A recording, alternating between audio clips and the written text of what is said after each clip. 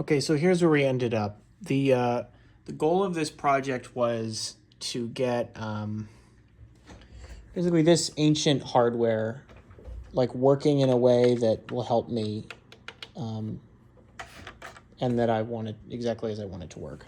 So it has no software. It's from 1990 something. So it just spits out MIDI commands basically. And I took it upon myself to come up with like what the software would have done, but manually. And it can be loaded into my software and just used alongside my instruments and stuff, which is great. So here's what it looks like without all of the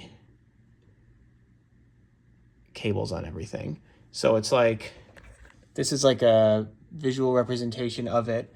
And so when you press the buttons, like, you know, it does that. And the beauty of it is that you can then go in and map those to real useful things. So it gets it into the kind of modern age. Then there's all these faders, which the best part about these is you like move them all fast and then they respond very slowly, which is great live. We have a universal speed control for that, the curve of that math. We've got each of the 8 here that are, you see they're still moving, look at that, they're still going. It's logarithmic. These are the 8 processors that handle that. Then we've got, these are the commands that do the LCD screen. Since it's so ancient, there are specific serial commands that are associated with different combinations of segments on the display, and so you just fire them under certain circumstances. This is the shift functionality, so that you have your set of options here, but then you can hit shift and then you get a set of separate options, which is more complex than it sounds because you have to also turn off all the ones that are under them while also turning on all the ones that are now in the shift layer. So it's very complex. I had to resort to one if then to get that done, which I tried to avoid, but unfortunately no choice. Record button, toggle, and LED. I haven't figured out what to do with the record button yet, but it toggles.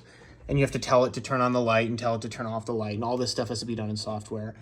All this is just for the left decimal point on the display. We're not using that. Channel button, LED logic. Oh yeah, so when you press these, they're like a latching now instead of just like a button that you press. They're actually like a latching setting, and they have the light that reflects it. So that's somewhat helpful. The best part is, even though you've got all this going on under the hood, when you load it up in the software, it just looks like this. And then when you press shift, it brings up the, you know, the new stuff.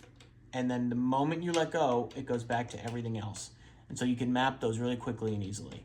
So yeah, it's been a journey, to say the least.